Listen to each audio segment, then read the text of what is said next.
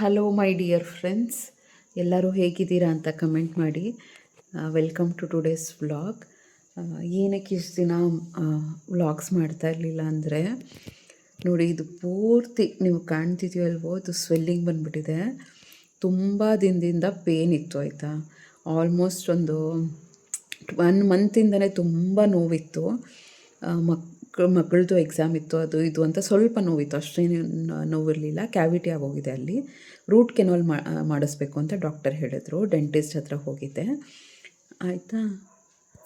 ಅಲ್ಲಿ ಮೆಸೇಜ್ ಏನೋ ಬಂತು, ಅದಕ್ಕೆ ಡಾಕ್ಟರ್ ಹತ್ರ ಹೋದಾಗ ರೂಟ್ ಕೆನಾಲ್ ಮಾಡಬೇಕು ಅಂತ ಅಂದರು. ಸರಿ, ರೂಟ್ ಕೆನಾಲ್ ಮಾಡಿಸೋಣ ಅಂತ ಅಲ್ಲಿ ಅಪಾಯಿಂಟ್ಮೆಂಟ್ ಸಿಕ್ಕೋದೇ ಕಷ್ಟ.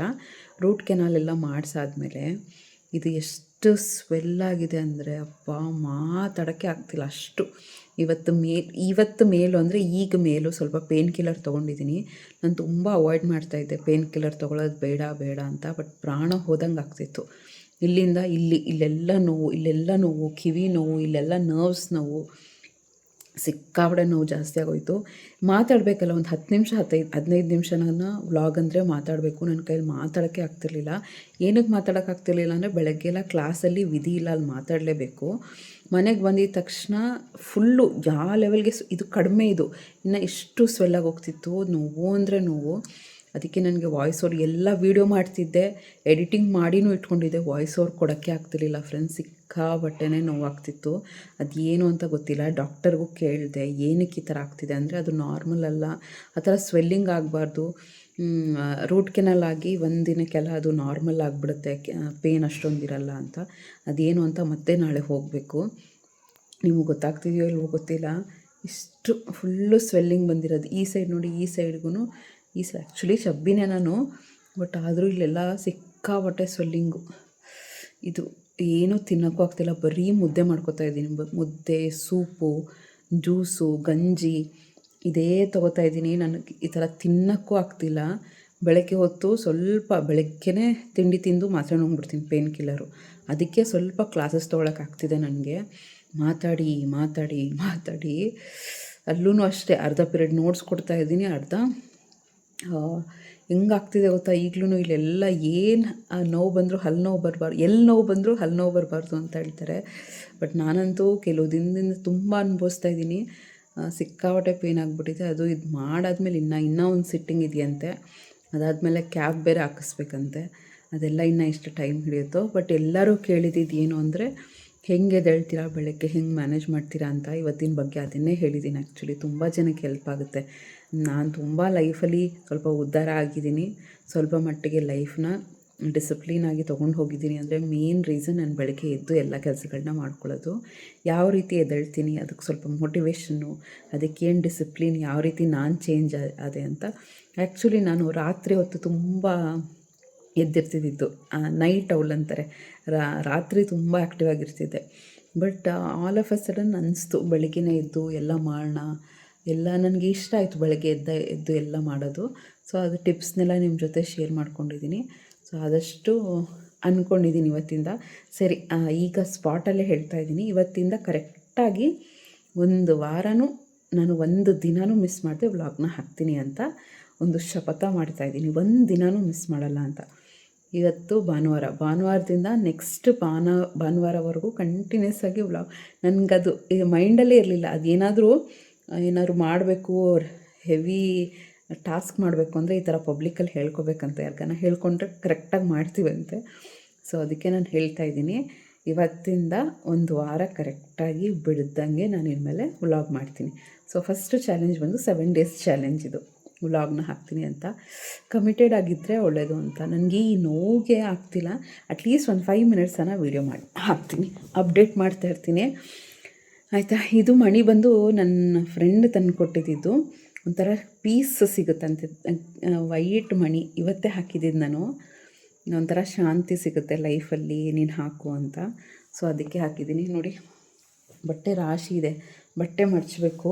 ಅದಕ್ಕೆ ಹಾಗೆ ಎಡಿಟ್ ಮಾಡೋಣ, ವ್ಲಾಗ್ನ ಅಪ್ಲೋಡ್ ಮಾಡೋಣ ಅಂತ ಮಾಡ್ತಾಯಿದ್ದೆ. ನಿಮಗೆ ಏನು ಆ್ಯಕ್ಚುಲ್ ರೀಸನ್ ಯಾಕೆ ವ್ಲಾಗ್ ಮಾಡಿಲ್ಲ ಅಂತ ಹೇಳಬೇಕು ಅಂತ ಅನಿಸ್ತು. ಸೊ ಅದಕ್ಕೆ ಹೇಳ್ತಾ ಇದ್ದೀನಿ. ಇಲ್ಲೆಲ್ಲ ಹೆಂಗಾಗುತ್ತೆ ಅಲ್ವಾ. ಯಾರಿಗಾರು ಅನುಭವ ಇದ್ದರೆ ರೂಟ್ ಕೆನಾಲ್ದು ಹೇಳಿ. ನಿಮಗೆ ರೂಟ್ ಕೆನಾಲ್ ಮಾಡಾದ್ಮೇಲೂ ನೋವಿತ್ತಾ ಅಂತ. ಸಿಕ್ಕಾಪಟ್ಟೆ ನನಗೆ ಹೇಳೋಕ್ಕೆ ಆಗಲ್ಲ, ಆ ಲೆವೆಲಿಗೆ ಸಿಕ್ಕಾಪಟ್ಟೆ ನೋವಿದೆ.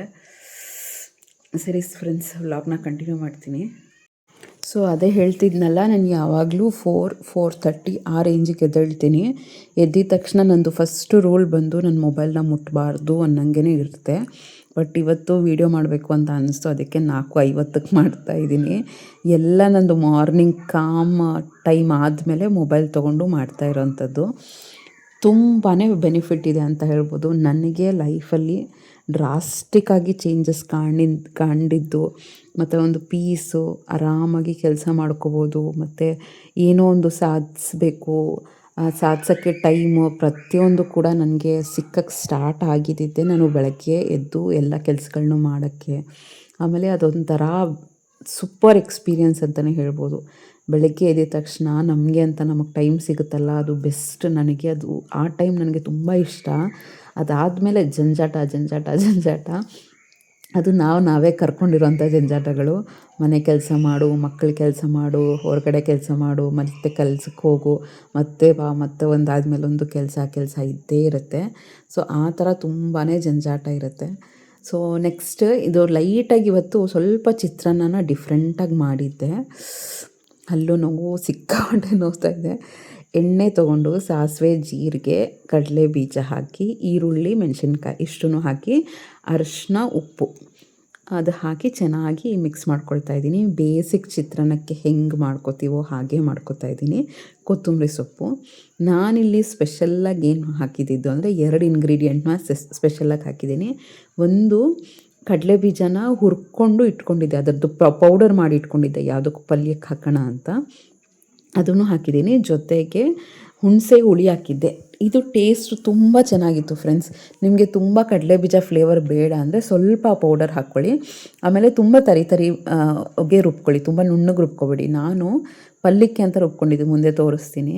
ಇದು ಹುಣಸೆ ಹುಳಿ ಒಂದು ನಿಂಬೆ ಗಾತ್ರದಷ್ಟು ಹುಣಸೆ ಹಣ್ಣನ್ನು ನೆನೆಸಿ ಇಟ್ಟಿದ್ದೆ. ಅದು ಬೇಗ ಹುಣಸೆ ಹಣ್ಣು ಬಿಡಬೇಕು, ಹುಳಿ ಬಿಡಬೇಕು ಅಂದರೆ ಯಾವಾಗಲೂ ಏನು ಮಾಡಿ ಅಂದರೆ, ಒಂದು ಪಾತ್ರೆ ತೊಗೊಳ್ಳಿ, ಅದರಲ್ಲಿ ಒಂದು ಅರ್ಧ ಗ್ಲಾಸಷ್ಟು ನೀರು ಹಾಕಿ, ಸ್ವಲ್ಪ ಹುಣಸೆ ಹಣ್ಣನ್ನು ಹಾಕಿ, ಒಂದು 10 ಸೆಕೆಂಡಷ್ಟು ಸ್ಟವ್ ಮೇಲೆ ಇಟ್ಬಿಡಿ. ಇದು ಬೆಸ್ಟ್ ಟಿಪ್. ನೀವು ಬೇಕಾದ್ರೆ ನೋಡಿ, ಒಂದು 10 ಸೆಕೆಂಡ್ಗೆ ಅದು ಬಿಸಿ ನೀರಾಗಿರುತ್ತಲ್ವ, ಇನ್ನೊಂದು 10 ಸೆಕೆಂಡ್ 20 ಸೆಕೆಂಡಿಗೆ ಕ್ಯೂಚ್ ನೋಡಿ, ಅದನ್ನು ಚೆನ್ನಾಗಿ ರಸ ಬಿಟ್ಕೊಳ್ಳುತ್ತೆ. ಬೇಗ ಮಾಡ್ಕೋಬೇಕು ಅಂದರೆ ಈ ಥರ. ಇಲ್ಲಾಂದರೆ ಬಿಸಿ ನೀರು, ಕೆಟಲಲ್ಲಿ ಬಿಸಿ ನೀರನ್ನ ಹಾಕ್ಬೋದು. ಯಾವುದೋ ರೀತಿ ಬಿಸಿ ತಾಕಿದ ತಕ್ಷಣ, ಕೆಲವು ಸತಿ ಟೈಮ್ ಇರಲ್ಲ ಅಲ್ವಾ, ಬೇಗ ಹುಣಸೆ ಹುಳಿ ಬೇಕಾಗ್ತಾ ಇರುತ್ತೆ, ಬಸ್ಸಾರಿಗೆ ಯಾವುದಕ್ಕಾದ್ರೂ ಆಗಿರ್ಬೋದು. ಬೇಕು ಅಂದಾಗ ಡೈರೆಕ್ಟಾಗಿ ಪಾತ್ರೆನೇ ಇಟ್ಬಿಡಿ ನೀವು. ನೀರು, ಹುಣಸೆ ಹಣ್ಣು ಪಾತ್ರೆನ ಡೈರೆಕ್ಟಾಗಿ ಇಟ್ಟು ನೋಡಿ, ಅದು ಬೇಗನೆ ಹುಳಿ ಬಿಡುತ್ತೆ. ಆಮೇಲೆ ಆ ಹುಣಸೆ ಹುಳಿ ಎಲ್ಲ ಕುದ್ದಾದಮೇಲೆ ಸ್ವಲ್ಪ ಅದು ಪೌಡರ್ ಮಾಡ್ಕೊಂಡಿದ್ನಲ್ಲ, ನೀವು ತರಿಯಾಗಿ ಮಾಡ್ಕೊಳ್ಳಿಯಪ್ಪ. ನಾನು ಪಲ್ಯಕ್ಕೆ ಅಂತ ಮಾಡ್ಕೊಂಡಿದ್ದೆ, ಅದು ಜಾಸ್ತಿ ನುಣ್ಣಗಾಗಿದೆ. ನೀವು ತರಿಯಾಗಿ ಹುರ್ಕೊಂಡಿರುವಂಥ ಕಡಲೆಬೀಜ ಪೌಡರ್ನ ಹಾಕಿ. ಟೇಸ್ಟ್ ಮಾತ್ರ ಆಸಮ್ ಆಗಿರುತ್ತೆ. ಸ್ವಲ್ಪ ಖಾರ ಮುಂದೆ ಇರಲಿ. ನಿಮಗೆ ಫ್ಲೇವರ್ ತುಂಬ ಇಷ್ಟ ಆಗಲ್ಲ ಅಂದರೆ ಕಡಲೆಬೀಜ ಪೌಡ್ರ್ ಸ್ವಲ್ಪನೇ ಹಾಕ್ಕೊಳ್ಳಿ. ಹುಣಸೆ ಹುಳಿನೇ ಚೆನ್ನಾಗಿರುತ್ತೆ, ಸಕ್ಕತ್ತಾಗಿರುತ್ತೆ. ಬೇಕಾದ್ರೆ ಮೇಲಿಂದ ನಿಂಬೆಹಣ್ಣು ಕೂಡ ಹಾಕ್ಕೋಬೋದು. ಹುಣಸೆಹಣ್ಣು ನಾನೇನು ಜಾಸ್ತಿ ಹಾಕಿಲ್ಲ, ಬೇಕಾದ್ರೆ ನಿಂಬೆಹಣ್ಣು ಕೂಡ ಹಾಕ್ಬೋದು. ಸ್ವಲ್ಪ ಡಿಫ್ರೆಂಟಾಗಿ, ನಾರ್ಮಲ್ ಚಿತ್ರಾನ್ನಕ್ಕಿಂತ ಸ್ವಲ್ಪ ಡಿಫ್ರೆಂಟಾಗಿ ಮಾಡ್ಬೋದು. ಇಲ್ಲ ನೀವು ಹಸಿಮೆಣ್ಸಿನ್ಕಾಯಿನ ರುಬ್ಕೊಂಡು ಮಾಡ್ಕೋಬೋದು, ಅದೊಂಥರ ಟೇಸ್ಟ್ ಬರುತ್ತೆ. ಜೊತೆಗೆ ಈಗ ಬರೀ ಹಿಟ್ಟಿಂದೆ ನಾನು ಮುದ್ದೆ ಮಾಡ್ತಾಯಿದ್ದೆ. ಇದು ಎಂಥ ದಾರುಣ ಆಯಿತು ಅಂದರೆ, ಎಲ್ಲ ನೀಟಾಗಿ ರೆಸಿಪಿ ಶೂಟ್ ಮಾಡ್ಕೋತಾ ಇದ್ದೆ. ಲೋ ಬ್ಯಾಟ್ರಿಯಾಗಿ ಸ್ವಿಚ್ ಆಫೇ ಆಗೋಗಿದೆ. ಮಧ್ಯದಲ್ಲಿ ನೀಟಾಗಿ ಮಿಕ್ಸ್ ಮಾಡಿ ಎಲ್ಲ ಮಾಡಿರೋಂಥದ್ದೆಲ್ಲ ಇದೆಲ್ಲೋ ಮಿಕ್ಸ್ ಆಗಿದೆ. ಮಧ್ಯದಲ್ಲಿ ಮಾಡಿದ್ದೆ, ಅದು ಎಲ್ಲ ಆಫ್ ಆಗಿಬಿಟ್ಟಿದೆ. ಮುಂದೆ ತೋರಿಸ್ತೀನಿ ಮುದ್ದೆ ಹಿಂಗೆ ಅಂತ. ಸೈಡಲ್ಲಿ ಅದನ್ನು ಮಾಡ್ತಾಯಿದ್ದೆ. ಈಗ ಚಿತ್ರಾನ್ನದೆಲ್ಲ ಕಲಿಸ್ತಾ ಇದ್ದೀನಿ. ಹಸ್ಬೆಂಡ್ಗೆ ಸ್ವಲ್ಪ ಮುದ್ದೆ ಅದು ಇದು ಬೇಕು ಅಂತ ಅಂದರು. ಅಂದರೆ ನೀಡಿರುತ್ತಲ್ಲ ಕೆಲವ್ರು ಸತಿ. ನಾನು ಮತ್ತು ಮುದ್ದೆನೇ ಮಾಡ್ಕೊತಾ ಇದ್ದೆ, ಇವೆಲ್ಲ ತಿನ್ನೋಕ್ಕಾಗಲ್ಲ ಅಂತ. ಮುದ್ದೆ ನನಗೂ ಹಸ್ಬೆಂಡ್ಗೂ ಮುದ್ದೆ, ಮತ್ತು ಮಕ್ಕಳಿಗೆ ಸ್ವಲ್ಪ ಚಿತ್ರಾನ್ನ ಎಲ್ಲ ಮಾಡ್ತಾಯಿದ್ದೆ. ಸೈಮಲ್ಟೇನಿಯಸ್ಸಾಗಿ ಎಲ್ಲ ಮಾಡ್ತಾಯಿದ್ದೆ. ಮಲ್ಟಿ ಟಾಸ್ಕಿಂಗ್ ಮಾಡ್ತಾನೆ ಇರಬೇಕು. ಕೆಲವು ಸತಿ ಆ ಕಡೆ ಮುದ್ದೆ ಬೇಯ್ತಾ ಇರುತ್ತಲ್ವ, ಈ ಕಡೆ ಕಲಿಸ್ಬೋದು. ಸ್ವಲ್ಪ ಅನ್ನ ಆರಕ್ಕೆ ಇಟ್ಟಿದ್ದೆ, ಈ ಪುಳಿಯೋಗರೆ ಅದೆಲ್ಲನೂ ಕಲಸಿ ಒಂದು ಅರ್ಧ ಗಂಟೆ ಆದಮೇಲೆ ತಿಂದರೆ ಚೆನ್ನಾಗಿರುತ್ತೆ. ಕಲ್ಸೋಕ್ಕೆ ಮೊದಲು ಅಷ್ಟೇ ಸ್ವಲ್ಪ ಅನ್ನನ ಉದ್ರಾಗಿ ಸ್ವಲ್ಪ ಬಿಡಿಯಾಗಿ ಮಾಡಿಕೊಂಡ್ರೆ ಕಲಿಸಿದಾಗ ತುಂಬ ಚೆನ್ನಾಗಿರುತ್ತೆ. ನೆಕ್ಸ್ಟ್ ಈಗ ಎಲ್ಲ ಮಕ್ಕಳಿಗೆಲ್ಲ ಹಾಕ್ಕೊಡ್ತಾ ಇದ್ದೀನಿ. ತುಂಬಾ ಚೆನ್ನಾಗಿತ್ತು ಫ್ರೆಂಡ್ಸ್. ಸ್ವಲ್ಪ ಡಿಫ್ರೆಂಟ್ ಟೇಸ್ಟ್ ಅನ್ನೋದು ಕೊಡ್ತಾ ಇರುತ್ತೆ.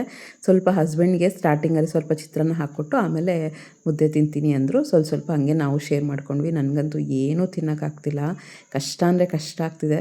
ಅದು ನೋಡಬೇಕು, ಬರೀ ನುಂಗೋ ಐಟಮ್ ಏನಾದರೂ ಇದ್ದರೆ ನುಂಗ್ತಾ ಇದ್ದೀನಿ ಅಷ್ಟೇ. ನೆಕ್ಸ್ಟ್ ಈಗ ಅದು ನೀರು ಒಂದು 2-3 ಗ್ಲಾಸಷ್ಟು ಹಾಕಿದ್ದೆ. ನಂದೆಲ್ಲ ಕಣ್ಣಳ್ತೇನೆ, ಎಕ್ಸಾಕ್ಟಾಗಿ ಇಷ್ಟು ಹಾಕಬೇಕು ಅಂತ ಯಾರೂ ಹೇಳೋಕ್ಕಾಗಲ್ಲ. ಯಾಕೆಂದರೆ ಅದು ಹಿಟ್ಟಿನ ಮೇಲೂ ಹೋಗುತ್ತೆ. ಹಿಟ್ಟು ತುಂಬ ತರಿ ಆಗಿದೆ ಅಂದರೆ ಸ್ವಲ್ಪ ಹಿಟ್ಟು ಹಾಕಿದ್ರೆ ಸಾಕಾಗುತ್ತೆ. ಕೆಲವು ಸರ್ತಿ ಜಾಸ್ತಿ ನೀರು ತೊಗೊಳುತ್ತೆ. ಹಿಟ್ಟು ಮೇಲೆ ಡಿಪೆಂಡ್ ಆಗುತ್ತೆ. ಅದು ಇಷ್ಟೇ ಹಿಟ್ಟು ಇಷ್ಟೇ ನೀರು ಅಂತ ಹೇಳಕ್ಕೆ ಬರಲ್ಲ. ಸೊ ಒಂದು ಗ್ಲಾಸಿಗೆ ಒಂದು 3/4 ಗ್ಲಾಸು ಹಿಟ್ಟು ಹಿಡಿಸ್ಬೋದು, ಒಂದು ಗ್ಲಾಸ್ ನೀರಿಗಷ್ಟೇ. ಅದು ನಿಮಗೆ ಟೆಕ್ನಿಕ್ ಹೇಳ್ಕೊಡ್ತೀನಿ ಹೇಗೆ ಅಂತ. ಅಲ್ಲಿ ನೀರು ಕುದಿಯೋಕ್ಕೆ ಇಟ್ಟಿದ್ದೆ. ಅಲ್ಲಿ ಸ್ವಲ್ಪ ತುಪ್ಪನೂ ಮತ್ತು ಉಪ್ಪು ಹಾಕಿದ್ದೆ. ಪ್ರತಿ ಸರಿ ಹಾಕ್ತೀನಿ ಅಂದರೆ ಇಲ್ಲ, ಕೆಲವು ಸರ್ತಿ ಹಾಕ್ತೀನಿ. ಅದು ಸ್ವಲ್ಪ ನಿಮಗೆ ಯಾರಾದರೂ ಬಿಗ್ನರ್ಸ್ ಇದ್ದಾರೆ, ಕಷ್ಟ ಆಗ್ತಿದೆ ಮುದ್ದೆ ಮಾಡೋಕ್ಕೆ ಅಂದಿದ್ರೆ ಈ ಮೆಥಡನ್ನ ಫಾಲೋ ಮಾಡಿ, ಗಂಟಾಗಲ್ಲ. ಆಮೇಲೆ ಇದು 4 ಸ್ಪೂನ್ ಹಾಕ್ಕೊಂಡಿದ್ದಲ್ಲ, ನಾನು ಹೇಳ್ತೀನಲ್ಲ, ಒಂದು 8-10 ಸ್ಪೂನ್ ಹಾಕ್ಕೊಂಬಿಡಿ. ನನಗೆ ಸ್ವಲ್ಪ ಎಕ್ಸ್ಪೀರಿಯೆನ್ಸ್ ಇದೆ, ನಾನು ಆರಾಮಾಗಿ ಅದನ್ನು ಮಿಕ್ಸ್ ಮಾಡೋದನ್ನು ಚೆನ್ನಾಗಿ ಮಾಡ್ಕೊಂಬಿಡ್ತೀನಿ. ದಿನಾ ನಮ್ಮ ಮನೇಲಿ ಮುದ್ದೆ ಆಗುತ್ತೆ, ಅದಕ್ಕೆ ನನಗೇನು ಕಷ್ಟ ಅಂತ ಅನಿಸಲ್ಲ. ನೀವು ಒಂದು 8 ಸ್ಪೂನ್ ಅಷ್ಟೇ ಗಂಜಿ ಮಾಡ್ಕೊಂಬಿಡಿ. 8-10 ಸ್ಪೂನಲ್ಲಿ ಗಟ್ಟಿ ಗಂಜಿ ಮಾಡ್ಕೊಳ್ಳಿ. ನಾನು ಈ ಪಾಯಿಂಟ್ ಏನು ಹೇಳ್ತೀನಿ, ಇದು ತೆಳು ಗಂಜಿ, ನನಗೆ ಆರಾಮಾಗಿ ಮಾಡೋಕ್ಕಾಗುತ್ತೆ ಅಂತ ನಾನು ತೆಳು ಗಂಜಿ ಮಾಡ್ಕೊತಾ ಇದ್ದೀನಿ. ಇದನ್ನು ನೀವು ಗಟ್ಟಿ ಗಂಜಿ ಮಾಡ್ಕೊಳ್ಳಿ, ನಿಮಗೆ ಗಂಟೆ ಆಗಲ್ಲ, ಆಯಿತಾ. ನಾನು ಮತ್ತೆ ರಿಪೀಟ್ ಮಾಡ್ತಾಯಿದ್ದೀನಿ, 4 ಸ್ಪೂನ್ ಬದಲು 8 ಸ್ಪೂನ್ನ ಮಿಕ್ಸ್ ಮಾಡಿಕೊಂಡು ಗಟ್ಟಿ ಗಂಜಿ ಮಾಡಿಕೊಂಡು ಆಮೇಲೆ ಮೇಲ್ಗಡೆಯಿಂದ ಈ ಹಸಿಟ್ಟನ್ನ ಹಾಕಿ ಒಂದು 2 ನಿಮಿಷ ಬಿಡಬೇಕು. 2 ನಿಮಿಷ ಆಮೇಲೆ ಅದನ್ನು ಮಿಕ್ಸ್ ಮಾಡಬೇಕು. ಯಾವಾಗ ಬೇಯಕ್ಕೆ ಬಿಡ್ತೀರಾ ಅಂತ ಕೇಳಿದ್ರೆ ಮುಂದೆ ತೋರಿಸ್ತೀನಿ. ಮಿಕ್ಸ್ ಮಾಡಿ ಬಿಡಿ, ಆಯಿತಾ. ನೀವು ಮಿಕ್ಸ್ ಮಾಡೋಕ್ಕೆ ಬಿಟ್ಬಿಟ್ರೆ ಹಾಗೇ ಸ್ವಲ್ಪ ಬೇಯಕ್ಕೆ ಬಿಟ್ಬಿಟ್ರೆ ಕಷ್ಟ ಆಗುತ್ತೆ, ಮತ್ತು ಗಂಟಾಗುತ್ತೆ. ನೋಡಿ, ಈಗಲೇ 1 ಗಂಟು ಇರಲ್ಲ, ಮಿಕ್ಸ್ ಮಾಡ್ತಾಯಿದ್ರೆ ನಿಮ್ಗೆ ಗೊತ್ತಾಗ್ಬಿಡುತ್ತೆ ಕನ್ಸಿಸ್ಟೆನ್ಸಿ ಇರ್ಬೋದು, ಏನಾರು ಇರ್ಬೋದು. ಇದಾದಮೇಲೆ ಅದು ಏನಾಯಿತು ಏನೋ ಫುಲ್ಲು ಲೋ ಬ್ಯಾಟ್ರಿಯಾಗಿ ಸ್ವಿಚ್ ಆಫ್ ಆಗಿಬಿಟ್ಟಿದೆ. ನಾನು ನೋಡಿದ್ರೆ ಶೂಟ್ ಮಾಡ್ತಾನೇ ಇದ್ದೀನಿ. ಇದಕ್ಕೆ ಪಪ್ಪು ಸಾರು ಮಾಡಿದ್ದೆ. ಬೆಸ್ಟ್ ಕಾಂಬಿನೇಷನ್ ನಮ್ಮ ತೆಲುಗು ಅವ್ರಿಗೆ, ಆಂಧ್ರ ಸೈಡ್ ಇರೋರಿಗೆ, ಈವನ್ ಕರ್ನಾಟಕದಲ್ಲೂ ಈಗ ಮಸ್ಸೊಪ್ಪು ಪಪ್ಪು ಎಲ್ಲ ಫೇಮಸ್ ಆಗ್ತಾಯಿದೆ. ನಮಗೆ ಯಾವಾಗಲೂ ವಾರದಲ್ಲಿ 3-4 ದಿನ ಪಪ್ಪು ಮಾಡಿದ್ರೆ ವೆರೈಟಿ ಮಾಡ್ತಾಯಿರ್ತೀವಿ. ಸೋರೆಕಾಯಿ, ಟೊಮ್ಯಾಟೊ, ಹೀರೆಕಾಯಿ, ಸೊಪ್ಪಿಂದು ಪಪ್ಪು, ಈ ಥರ ಎಲ್ಲ ಮಾಡ್ತಾಯಿರ್ತೀವಿ. ತುಂಬಾ ಚೆನ್ನಾಗಿರುತ್ತೆ ಕಾಂಬಿನೇಷನ್. ನನಗೆ ಈಗ ಹಲ್ಲು ನೋವು ಬೇರೆ ಜಾಸ್ತಿ ಆಗ್ಬಿಟ್ಟಿದೆಯಲ್ಲ, ಸೊ ಇದು ಬೆಸ್ಟ್. ಮುದ್ದೆ ಕಾಲೆ ಮುದ್ದೆ ಮಾಡಿಕೊಂಡು ಬೇಕಾದ್ರೆ ತುಪ್ಪ ಇದು ಹಾಕ್ಕೊಂಡು ನುಂಗ್ತಾ ಇದ್ದರೆ ಸಂಜೆವರೆಗೂ ಹಶ್ವಾಗಲ್ಲ. ಬೆಳಗ್ಗೆ ಒಂದು ಮುದ್ದೆ ತಿಂದರೆ ಸಂಜೆವರೆಗೂ ಹಶ್ವಾಗಲ್ಲ, ಅಷ್ಟು ಚೆನ್ನಾಗಿರುತ್ತೆ. ಸೊ ಅದು ನಾನು ಮಿಕ್ಸ್ ಮಾಡಿರೋದು ಎಲ್ಲ ಸ್ವಿಚ್ ಆಫ್ ಆಗೋಗಿದೆ ಫ್ರೆಂಡ್ಸ್. ಅದು ಏನಾಯಿತು ಏನು ಕಥೆನೋ, ಬಟ್ ನೀವು ಆ ಟೆಕ್ನಿಕ್ನ ಫಾಲೋ ಮಾಡಿ, ಆ ಪಾಯಿಂಟ್ನ ನೆನ್ಪಿಟ್ಕೊಳ್ಳಿ. ಯಾವಾಗಲೂ ಗಟ್ಟಿ ಗಂಜಿನ ಮಾಡಿಕೊಂಡು ಆಮೇಲೆ ಡ್ರೈ ಹಸಿ ಹಿಟ್ಟನ್ನ ಹಾಕ್ಕೊಳ್ಳಿ, ಚೆನ್ನಾಗಿ ಮಿಕ್ಸ್ ಮಾಡ್ಕೊಳ್ಳಿ. ತುಂಬ ಚೆನ್ನಾಗಾಗುತ್ತೆ, 1 ಗಂಟು ಆಗೋಲ್ಲ. ಇಲ್ಲ ನಿಮ್ಗೆ ಇನ್ನೂ ಕಷ್ಟ ಆಗುತ್ತೆ ಅಂದರೆ ರವೆ ಹಾಕಿ. ನಾನು ಇನ್ನೊಂದು ಟೆಕ್ನಿಕ್ ತೋರಿಸ್ತೀನಿ, 1 ಗಂಟು ಆಗೋಲ್ಲ. ಅದು ನಮ್ಮ ಅಮ್ಮನ ಟೆಕ್ನಿಕ್ ಆ್ಯಕ್ಚುಲಿ.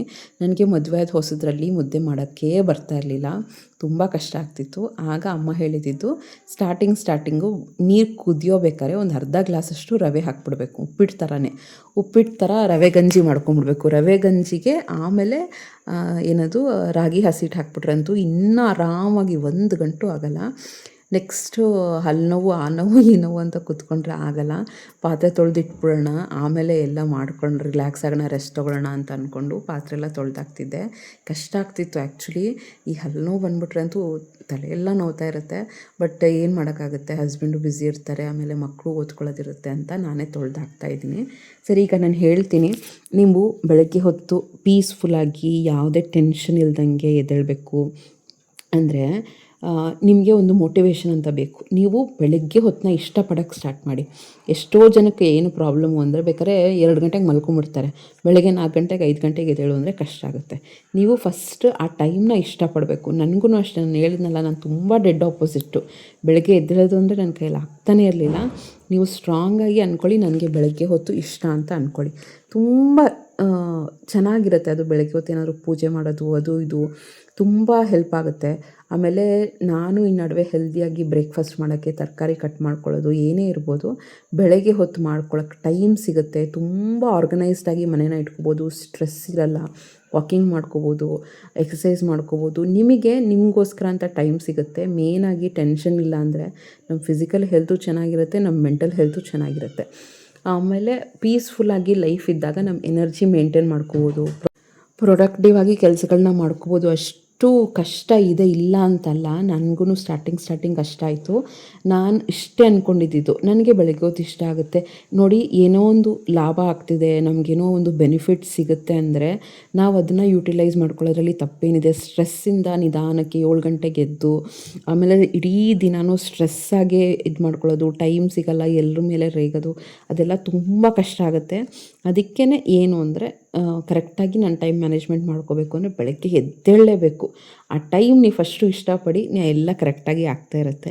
ನಿಮ್ಮೆಲ್ಲರಿಗೂ ಏನಕ್ಕೆ ಕಷ್ಟ ಆಗ್ತಿರೋದು ಅಂತ ಹೇಳ, ರಾತ್ರಿ ಬೇಗ ಮಲಗಲ್ಲ ನೀವು, ಆಯಿತಾ? ಈಗ 2 ರೀತಿ ಬೆಳಗ್ಗೆ ಎದ್ದೇಳೋದು ಸಾಧ್ಯ ಇದೆ. ನನಗೆ 5 ಅವರ್ 6 ಅವರ್ ನಿದ್ದೆ ಆದರೆ ಸಾಕು, ಯಾಕೆಂದರೆ ನನಗೆ ಅಭ್ಯಾಸ ಆಗೋಗಿದೆ, ಆಯಿತಾ? ನೀವು ಫಸ್ಟ್ ಆಗಿ ಈಗ ಸ್ಟಾರ್ಟ್ ಮಾಡಬೇಕು ಬೆಳಗ್ಗೆ ಎದ್ದೇಳೋದು ಅಂದರೆ ನೀವು 9 ಗಂಟೆಗೆ ಮಲ್ಕೊಳ್ಳೇಬೇಕು, ಬೇರೆ ಆಪ್ಷನ್ನೇ ಇಲ್ಲ. 9 ಗಂಟೆಗೆ ಮಲ್ಕೊಂಡು ಈಗ 4 ಗಂಟೆಗೆ ಆರಾಮಾಗಿ ಎದ್ದೇಳ್ಬೋದು, ಕಷ್ಟ ಆಗೋಲ್ಲ. 9 ಗಂಟೆಗೆ ಮಲ್ಕೊಂಡು 5 ಗಂಟೆಗಂತೂ ಇನ್ನೂ ಆರಾಮಾಗಿ ಎದ್ದೇಳ್ಬೋದು. ನಿಮಗೆ ಬೇಡ ಅಂದರೂ ನಿಮ್ಮ ಬಾಡಿ ಎಬ್ಬಿಸ್ಬಿಡುತ್ತೆ, ಯಾಕೆಂದರೆ 6-7 ಅವರ್ಸ್ ನಿದ್ದೆ ಸಾಕು. ಸೊ 9-9:30 ಅಥವಾ ಮ್ಯಾಕ್ಸಿಮಮ್ 10 ಓ ಕ್ಲಾಕಿಗೆ ಮಲ್ಕೊಂಬಿಟ್ರು ಓಕೆ, 5 ಓ ಕ್ಲಾಕಿಗೆ ಎದ್ದೇಳ್ಬೋದು, 7 ಅವರ್ಸ್ ಆಗುತ್ತೆ. ನೆಕ್ಸ್ಟ್ ಸರಿಯಾಗಿ ನಿದ್ದೆ ಆಗಿಲ್ಲ ಅಂದರೆ ನಿಮಗೆ ಬೆಳಗ್ಗೆ ಎದ್ದೇಳೋಕ್ಕಾಗಲ್ಲ. ಆಗ ನೀವೇನು ಅಂದ್ಕೊಳ್ತೀರಾ, ನನಗೆ ಬೆಳಗ್ಗೆ ಎದ್ದೇಳೋಕ್ಕೇ ಆಗಲ್ಲ ಅಂತ ಅಂದ್ಕೊಳ್ತೀರಾ. ರೀಸನ್ನು ಇದು, ನಮಗೆ ಸರಿಯಾಗಿ ನಿದ್ದೆ ಆಗಿರಲ್ಲ. ಆಮೇಲೆ ಡೈಲಿ ಒಂದೊಂದು ಟೈಮ್ಗೆ ಎದ್ದೇಳಕ್ಕೆ ಹೋಗ್ಬೇಡಿ. ಇವತ್ತು ಸ್ಟಾರ್ಟ್ ಮಾಡ್ಕೋತೀರಾ ಅಂತ ಅಂದ್ಕೊಳ್ಳಿ 5 ಓ ಕ್ಲಾಕಿಗೆ, 21 ಡೇಸು 5 ಓ ಕ್ಲಾಕಿಗೆ ಎದ್ದೇಳಬೇಕು. ಒಂದಿನ 5 ಓ ಕ್ಲಾಕ್, ಒಂದಿನ 5:50, ಇನ್ನೊಂದು ದಿನ 4:45, ಹಿಂಗೆ ಎದ್ದೇಳಕ್ಕೆ ಹೋಗಬೇಡಿ. ಹಿಂಗೆ ಎದ್ದೇಳಿದ್ರೆ ಬಾಡಿ ಕನ್ಫ್ಯೂಸ್ ಆಗುತ್ತೆ. ನಮ್ಮದು ಬಯಾಲಜಿಕಲ್ ಕ್ಲಾಕ್ ಅಂತ ಇರುತ್ತಲ್ವ, ನೀವು ನೋಡಿ ಬೇಕಿದ್ರೆ ಒಂದು ಕಂಟಿನ್ಯೂಸ್ ಆಗಿ 7 ಡೇಸ್ ಎದ್ದು ನೋಡಿ, ನೀವು ಆಟೋಮೆಟಿಕ್ಕಾಗಿ ನೀವು ಸಂಡೇನೂ ಕೂಡ ಎದ್ದು ಕೂರ್ತೀರ. ಆ ಟೈಮಿಗೆ ಬ್ರೇನು ಮತ್ತು ಬಾಡಿ ಎಚ್ಚರ ಆಗುತ್ತೆ. ಅದೊಂದು ನೆನ್ಪಿಟ್ಕೊಳ್ಳಿ. ಮಲ್ಕೊಳ್ಳಬೇಕಾದ್ರೆ ಫೋನ್ನ ನೋಡಬೇಡಿ, ತುಂಬ ದಾರುಣ ಹ್ಯಾಬಿಟ್ ಅದು. ಒಂದು ನಮ್ಮ ಐಸ್ ಸ್ಟ್ರೇನ್ ಮಾಡುತ್ತೆ, ನಮ್ಮ ನಿದ್ದೆನ ದೂರ ಮಾಡುತ್ತೆ, ತುಂಬ ಸ್ಟ್ರೇನ್ ಅಂತ ಅನಿಸ್ತಾ ಇರುತ್ತೆ ಬೆಳಗ್ಗೆ ಎದ್ದೇಳೋಕ್ಕೆ. ನಿದ್ದೆ ಆಗಿದ್ರೂ ಕೂಡ ಫೋನ್ ನೋಡಿಕೊಂಡೇ ಮಲ್ಕೊಂಡಿದ್ರೆ ನಮಗೆ ನಿದ್ದೆನೇ ಆಗಿಲ್ಲ ಅಂತ ಅನಿಸ್ತಾ ಇರುತ್ತೆ. ಸೊ ಆ ಥರ ಫೋನ್ ನೋಡ್ಕೊತಾ ಎಲ್ಲ ನಿದ್ದೆ ಮಾಡಬೇಡಿ. ಫೋನ್ ನೋಡಬೇಕಾ ಒಂದು 8 ಗಂಟೆ ಅಷ್ಟೊತ್ತಿಗೆ ವೈಂಡ್ ಅಪ್ ಮಾಡಿ, ಎಂಡಿಂಗ್ ಟೈಮ್ ಅಂತ ಇಟ್ಕೊಂಬಿಡಿ. ಆಮೇಲೆ ಫೋನಲ್ಲಿ ಅಲಾರಾಮ್ ಇಟ್ಬಿಟ್ಟು ಅದನ್ನು ಸೈಡಿಗೆ ಇಟ್ಬಿಡಿ. ಆಮೇಲೆ ಇನ್ನೊಂದು ಅಭ್ಯಾಸ ಏನು ಗೊತ್ತಾ, ರಾತ್ರಿಯೆಲ್ಲ ಚಾರ್ಜಿಗೆ ಹಾಕಬಾರ್ದಂತೆ. ಆ್ಯಕ್ಚುಲಿ ಮೊಬೈಲು ಯಾವಾಗ ನಾವು ರಾತ್ರಿಯೆಲ್ಲ ಚಾರ್ಜ್ಗೆ ಹಾಕ್ತೀವಿ, ಅದು ಬ್ಯಾಟ್ರಿ ಲೋ ಇದು ಕೆಪಾಸಿಟಿ ಆಗಿಬಿಡುತ್ತೆ. ಈಗ ಒಂದು ಮೊಬೈಲ್ನ ಚಾರ್ಜ್ ಮಾಡೋಕ್ಕೆ ಮ್ಯಾಕ್ಸಿಮಮ್, ಈಗ ನಂದಂತೂ ಫಾಸ್ಟ್ ಚಾರ್ಜಿಂಗ್ ಇದೆ, 1/2 ಅವರಲ್ಲಿ ಚಾರ್ಜ್ ಆಗುತ್ತೆ. ಕೆಲವ್ರದ್ದೆಲ್ಲ ಮ್ಯಾಕ್ಸಿಮಮ್ ಅಂದರೆ 1.5 ಅವರ್ 2 ಅವರ್ಸಲ್ಲಿ ಚಾರ್ಜ್ ಆಗುತ್ತೆ. ನೀವು ರಾತ್ರಿಯೆಲ್ಲ ಹಾಕಿದ್ದೀರಾ ಅಂದರೆ ಬ್ಯಾಟ್ರಿದು ಕೆಪಾಸಿಟಿ ಹಾಳಾಗೋಗುತ್ತೆ. ಸೊ ಆದಷ್ಟು ಬೆಳಗ್ಗೆ ಎದ್ದೇಳ್ತಿರಲ್ವ 4 ಗಂಟೆ 5 ಗಂಟೆಗೆ, ಆ ಟೈಮಲ್ಲಿ ಹಾಕಿ 5 to 7 ಚಾರ್ಜ್ ಆಗೋಗುತ್ತೆ. ಏನಕ್ಕೆ ಅಂದರೆ ಬೆಳಗ್ಗೆ ಎದ್ದ ತಕ್ಷಣ ಚಾರ್ಜ್ ಇಲ್ಲ ಅಂದರೆ ನಾವು ಸುಮ್ಮನೆ ಚಾರ್ಜ್ಗೆ ಹಾಕ್ತೀವಿ, ಮೊಬೈಲಲ್ಲಿ ಚಾರ್ಜ್ ಇದೆ ಅಂದರೆ ನೋಡ್ಕೊತ ಕೂತ್ಕೋತೀವಿ. ಸೊ ಅದಕ್ಕೆ ಆದಷ್ಟು ಚಾರ್ಜ್ಗೆ ಹಾಕ್ಬಿಡಿ, ರಾತ್ರಿಯೆಲ್ಲ ಹಾಕಬೇಡಿ. ಆಮೇಲೆ ಏನೋ ಒಂದು ಅರ್ಜೆಂಟ್ ಮಾಡಲೇಬೇಕು ಎದ್ದು ಅನ್ನೋ ಕೆಲಸಗಳನ್ನ ಇಟ್ಕೊಳ್ಳಿ. ಆಮೇಲೆ ಅಲಾರಾಮೂ ಅಷ್ಟೇ, ಇದು ನನಗೆ ಆದಷ್ಟು ಸ್ವಲ್ಪ ದೂರದಲ್ಲಿ ಇಟ್ಕೊಳ್ಳಿ, ತುಂಬ ದೂರ ಇಟ್ಕೊಂಬೇಡಿ. ಮಲಗಿರ್ತೀವಲ್ವ, ಸಡನ್ನಾಗಿ ಎದ್ದು ಆಫ್ ಮಾಡಬೇಕು ಅಂದರೆ ಅದು ಹೆಲ್ತಿಗೆ ಒಳ್ಳೆಯದಲ್ಲ. ಅದಕ್ಕೆ ಸ್ವಲ್ಪ ದೂರದಲ್ಲಿ ಏನೋ ಸ್ವಲ್ಪ ಬಾಡಿನ ಮೂವ್ ಮಾಡಿ, ಅಂದರೆ ಮಲ್ಕೊಂಡಿರೋ ಪೊಸಿಷನಲ್ಲೇ ಸ್ವಲ್ಪ ಈ ಥರ ಬಗ್ಗಿ ಆಫ್ ಮಾಡಬೇಕು, ಆ ಥರ ಪೊಸಿಷನಲ್ಲಿ ಇಟ್ಕೊಳ್ಳಿ. ತುಂಬ ಎದ್ದು ಹೋಗಿ ಆಫ್ ಮಾಡೋ ಪೊಸಿಷನಲ್ಲಿ ಇಟ್ಕೋಬೇಡಿ, ಅದು ತುಂಬ ಡೇಂಜರು. ಸುಮಾರು ಜನ ಸತ್ತೋಗಿದ್ದಾರೆ ಅದರಿಂದ. ಸಡನ್ನಾಗಿ ಎದ್ದೇಳೋದು, ಶಾಕಲ್ಲಿ ಎದ್ದೇಳೋದು ಅದೆಲ್ಲ ಮಾಡಲೇಬಾರ್ದು. ಎದ್ದೇಳೋದು ತುಂಬ ಇಂಪಾರ್ಟೆಂಟು. ಈಗ ಯಾರಾದರೂ ನಿಂತು ಬೀಳ್ತಾರೆ ಗೊತ್ತಾ, ಸುಮ್ಮನೆ ಒಂದು ಚಿಕ್ಕ ಮಕ್ಕಳೇ ನೋಡಿ, ಸೌಂಡ್ ಆಗಿದ ತಕ್ಷಣ ನಿಂತು ಬಿಡ್ತಾರೆ, ಬ್ರೇನು ರೆಸ್ಟಲ್ಲಿರುತ್ತೆ, ಆಯಿತಾ? ನೀವು ಸಡನ್ನಾಗಿ ಎದ್ದೇಳೋದು, ಎದ್ದು ಕೂತ್ಕೊಂಡ್ಬಿಡೋದು, ಎದ್ದು ನಡೆಯೋದು, ಗಿಡ್ಡಿನೆಸ್ ಬಂದುಬಿಡುತ್ತೆ. ಎದ್ದ ತಕ್ಷಣ ಕಣ್ಣು ತೆರೆದ ತಕ್ಷಣ ನಿಂತ್ಕೊಳ್ಳೋಕೆ ಹೋಗ್ಬೇಡಿ. ರಿಲ್ಯಾಕ್ಸಾಗಿ ಬಾಡಿನ ಎಚ್ಚರ ಮಾಡಿ, ಬ್ರೈನ್ನ ಎಚ್ಚರ ಮಾಡಿ. ಇನ್ನೂ ಬ್ಲಡ್ ಸರ್ಕ್ಯುಲೇಷನ್ ಕನೆಕ್ಟಾಗಿ ಆಗ್ತಾ ಇರಲ್ಲ, ಏನೋ ಒಂದು ಸಡನ್ನಾಗಿ ಎದ್ದು ನಿಂತ್ಕೊಂಡ್ಬಿಟ್ರೆ ಗಿಡಿನೆಸ್ ಬಂದುಬಿಡುತ್ತೆ. ಆ ಥರದ್ದೆಲ್ಲ ಮಾಡೋಕ್ಕೆ ಹೋಗಬೇಡಿ. ಒಳ್ಳೆಯದೇ ಎದ್ದೇಳೋ ಅಭ್ಯಾಸ, ಒಳ್ಳೆಯದೇ, ಬಟ್ ಹೆಲ್ತ್ ಅದೆಲ್ಲದಕ್ಕಿಂತ ಇಂಪಾರ್ಟೆಂಟು. ಸೊ ಅದಕ್ಕೆ ನಾವು ನಿಧಾನಕ್ಕೆ ಎದ್ದೇಳೋದು, ಇವೆಲ್ಲ ಹೆಂಗಾಗುತ್ತೆ ಹೇಳಿ, ಇವೆಲ್ಲ ಬರೋದು ನಮಗೆ ಆರಾಮಾಗಿ ಟೈಮ್ ಸಿಕ್ಕಾಗ. ನಾವು 7 ಗಂಟೆಗೆ ಎದ್ದೇಳ್ತೀವಿ ಅಂದರೆ ಪಟ್ ಅಂತ ಎದ್ದೇಳ್ತೀವಿ, ಅಯ್ಯೋ ಅಲಾರಾಮ್ ಆಯಿತು, 8 ಗಂಟೆಗೆ ಎಲ್ಲರನ್ನೂ ಕಳಿಸ್ಬೇಕು, ಗಂಡನ ಕಳಿಸ್ಬೇಕು, ಮಕ್ಕಳನ್ನ ಕಳಿಸ್ಬೇಕು, ಟೈಮ್ ಆಯಿತು ಅಂತ ಪಟ್ ಅಂತ ಎದ್ದು ಕೂತ್ಕೋತೀವಲ್ವ, ಅದು ಭಾರಿ ಕಷ್ಟ, ಅದು ಒಳ್ಳೆಯದೂ ಅಲ್ಲ. ಆಮೇಲೆ ಎದ್ದ ತಕ್ಷಣ ಒಂದು ಗ್ಲಾಸ್ ನೀರು ಕುಡೀರಿ. ಅದು ರಾತ್ರಿ ಮಲ್ಕೊಳ್ಳೇಬೇಕಾದ್ರೆ ಬ್ರಷ್ ಮಾಡಿನೇ ಮಲಗಿ. ಈಗ ನಾನು ಅನುಭವಿಸ್ತಿರೋ ಸಾಲು. ಆ್ಯಕ್ಚುಲಿ ನಾನು ಬ್ರಷ್ ಮಾಡಿನೇ ಮಲಗ್ತೀನಿ, ಬಟ್ ಚಿಕ್ಕ ವಯಸ್ಸಲ್ಲಿ ನಾನು ಸ್ವಲ್ಪ ಸೋಂಬೇರಿ ಆಯಿತಾ, ರಾತ್ರಿ ಬ್ರಷ್ ಮಾಡ್ತಿರ್ಲಿಲ್ಲ. ಆಮೇಲೆ ಚಾಕ್ಲೇಟ್ ತುಂಬ ತಿಂತಿದ್ದೆ. ನನಗೆ ಚಾಕ್ಲೇಟು ಅಂದರೆ ಸಿಕ್ಕಾಪಟ್ಟೆ ಇಷ್ಟ. ಅದು ಗೊತ್ತಿರಲಿಲ್ಲ, ಚಾಕ್ಲೇಟ್ನ ಅಗ್ದು ತಿನ್ನಬಾರ್ದು ಅಂತ ಗೊತ್ತಿರಲಿಲ್ಲ ಚಿಕ್ಕ ವಯಸ್ಸಲ್ಲಿ. ಚೆನ್ನಾಗಿ ಅಗ್ದು ಎಲ್ಲ ತಿಂದ್ಬಿಟ್ಟಿದ್ದೀನಿ. ಆಮೇಲೆ ಅದು ಚೀಪಬೇಕಂತೆ ಅದನ್ನು. ಚೀಪಿದ್ರೂ ಓಕೆ, ಚೀಪಾದ್ಮೇಲೆ ನೀರು ಕುಡಿದು ಗಾರ್ಗಲ್ ಮಾಡಿಬಿಟ್ರೆ ಓಕೆ. ಅದು ಯಾವಾಗ ಹಲ್ಲಲ್ಲಿ ಅಗ್ದು ತಿಂತೀವಿ, ಹಲ್ಲು ತುಂಬ ಒಂಥರ ಗೊತ್ತಲ್ವ, ಅದು ಆ್ಯಸಿಡ್ ರಿಲೀಸ್ ಆಗಿ ಸ್ವಲ್ಪ, ನಾನು ಮಕ್ಕಳಿಗೆ ಹೇಳ್ಕೊಡ್ತಾ ಇರ್ತೀನಿ, ಟೂತ್ ಪೇಸ್ಟು ಆ್ಯಕ್ಚುಲಿ ಬೇಸ್ ಆಯಿತಾ, ನಮ್ಮ ಬಾಯಲ್ಲಿ ಆ್ಯಸಿಡ್ ರಿಲೀಸ್ ಆಗ್ತಿರುತ್ತೆ, ಅದನ್ನು ಬ್ರಷ್ ಮಾಡೋದ್ರಿಂದ ನ್ಯೂಟ್ರಲೈಸ್ ಆಗುತ್ತೆ, ಹಲ್ಲು ಹಾಳಾಗಲ್ಲ. ಅದನ್ನು ನಾನು ಹೇಳ್ಕೊಡ್ತಾ ಇರ್ತೀನಿ. ಬಟ್ ಚಿಕ್ಕ ವಯಸ್ಸಲ್ಲಿ ನಾನು ಅದನ್ನು ಫಾಲೋನೇ ಮಾಡ್ತಿರ್ಲಿಲ್ಲ. ರಾತ್ರಿ ಬ್ರಷ್ ಮಾಡ್ತಿರ್ಲಿಲ್ಲ, ಮಲ್ಕೊಂಬಿಡ್ತಿದ್ದೆ. ಸಾಕಾಗ್ತಿತ್ತು, ಊಟ ಮಾಡಿ ಹಾಗೆ ಮಲ್ಕೊಂಬಿಡ್ತಿದ್ದೆ. ಅದರದ್ದೆಲ್ಲ ಎಫೆಕ್ಟು. ಏನೇ ಆದರೂ ಕೂಡ ರಾತ್ರಿ ಬ್ರಷ್ ಮಾಡಿ ಮಲ್ಕೊಳ್ಳಿ.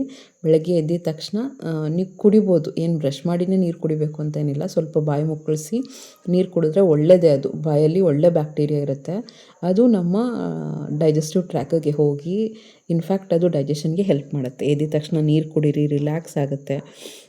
ಸ್ವಲ್ಪ ಬಾಡಿನ ಸ್ಟ್ರೆಚ್ ಮಾಡಿ, ಇಂಪಾರ್ಟೆಂಟ್ ಕೆಲಸಗಳನ್ನ ನಿಧಾನಕ್ಕೆ ಡೇನ ಸ್ಟಾರ್ಟ್ ಮಾಡಿ. ಆ ಪೀಸ್ಫುಲ್ ಡೇ ಬೇಕು, ರಿಲ್ಯಾಕ್ಸಿಂಗ್ ಡೇ ಬೇಕು, ಪ್ರೊಡಕ್ಟಿವ್ ಡೇ ಬೇಕು ಅಂದರೆ ನೀವು ಎದ್ದೇಳಲೇಬೇಕು. ಸುಮ್ಮನೆ ತುಂಬ ಕಾಂಪ್ಲಿಕೇಟ್ ಮಾಡ್ಕೊಬಿಡಿ ಲೈಫ್ನ. ನಿಮಗೇ ಒಂಥರ ಕಿಕ್, ಒಂಥರ ಚಾಲೆಂಜ್ ಥರ ತೊಗೊಳ್ಳಿ. ಇಲ್ಲ ಎದ್ದೇಳ್ತೀನಿ, ನನ್ನ ಕೈಯಲ್ಲಿ ಏನಕ್ಕಾಗಲ್ಲ, ಎದ್ದೇಳ್ತೀನಿ. ಅಯ್ಯೋ ಎದ್ದೇಳಲೇಬೇಕು ಅಂತ ಪ್ರೆಷರ್ ಮಾಡ್ಕೊಳಕ್ಕೆ ಹೋಗ್ಬೇಡಿ.